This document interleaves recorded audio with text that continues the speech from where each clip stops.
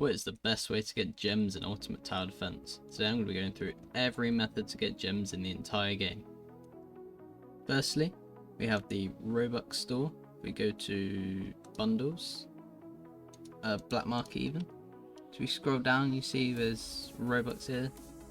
You can spend for gems. So if you're rich, this is the best way to get them. However, this is in this guide the worst way, since you have to spend money.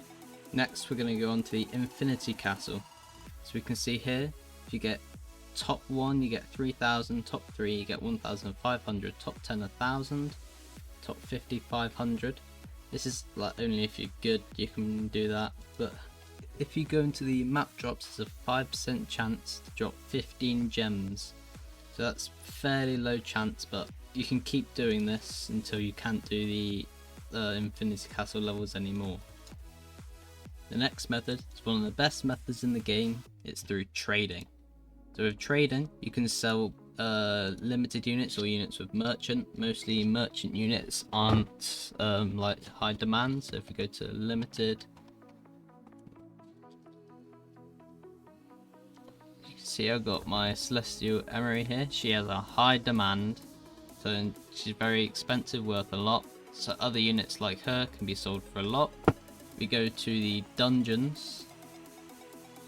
As you can see, you can buy a Salter in there. She's worth a lot. So if you save up your rubies, you can trade her for a lot of gems. Or if you've done events in the past, such as the Boris raid when it first came out, because that was the first event. So the Boris units are worth quite a lot. However, the demand for them has gone down since the new Boris raid got added. There's also, you could have non-shiny Sid, not the Evo, because he was the second event. He's worth a lot. Problem with this is though, you have to have limited units or the ability to get them, which is more end game, or if you just played in the past. Next method is also trading. This is by trading crates.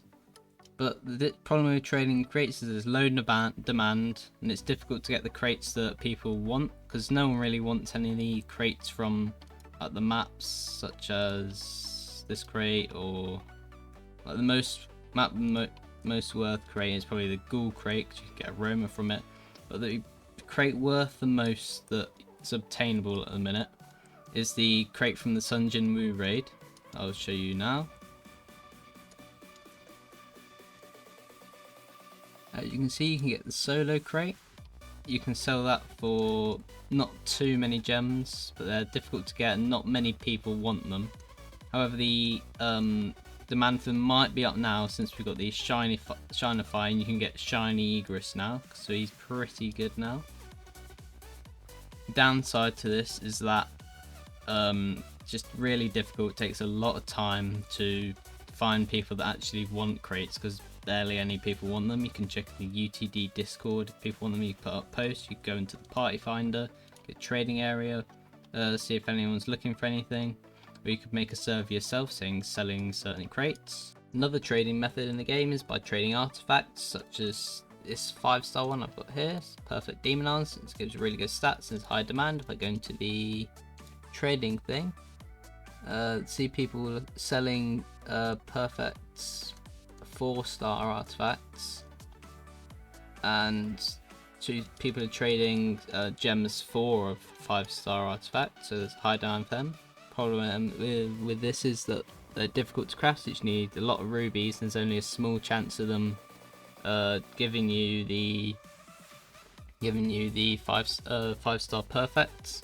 And if you don't have the blueprint, you have to spend 1,000 with also resources like for demon arms, cursed speech, and cursed fingers. Go to the Z sword, you need Senzubin capsules, or just any other ones such as death paintings or Yamamoto Lucidator, just like that. You can sell them for a lot though, and there's a pretty high demand. But if you have something that you're not using, like from the battle pass, because there's 2 currently, one's a 4-star and one's a 5-star in the battle pass. So you can get them from there. Also, the last battle pass had 3, 1 4-star and 2 5-stars. This is the Idol Necklace, Death Paintings, and Demon Arms.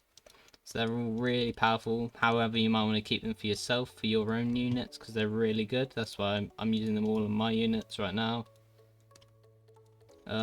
So I'm not going to be trading mine, even though I could get an absolute ton of gems.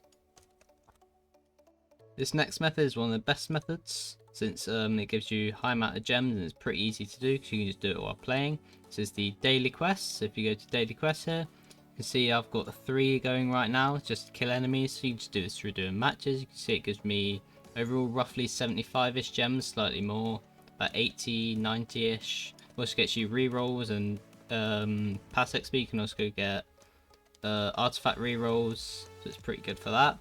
Downside of this is you can only do it once a day unless you refresh with Robux, so it's a bit pay to win if you do that. You get 4 of them.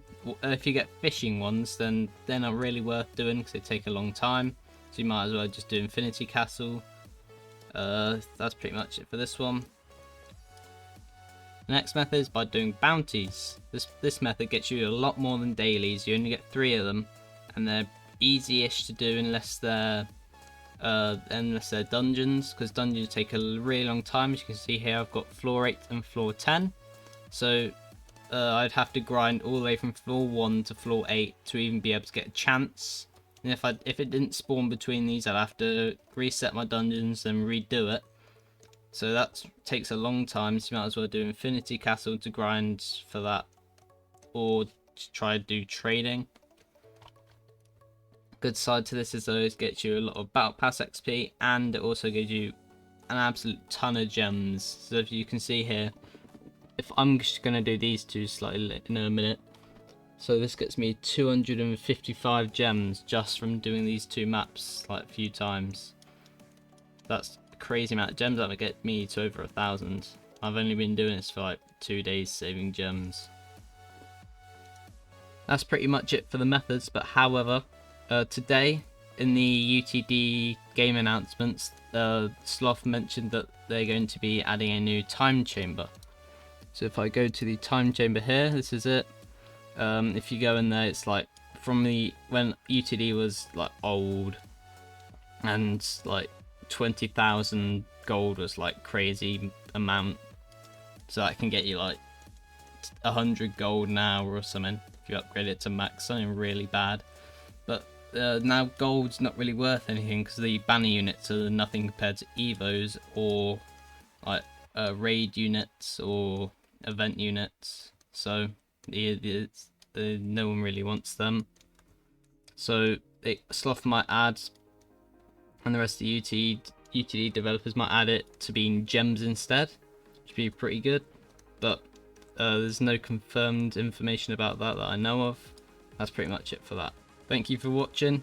Please leave a like and subscribe. Comment down below if you want me to do more UTD videos. I can do tutorials on how to beat things such as map of the day with beginner units, or how to solo dungeons up to 30 with beginner units, or just banner units in general.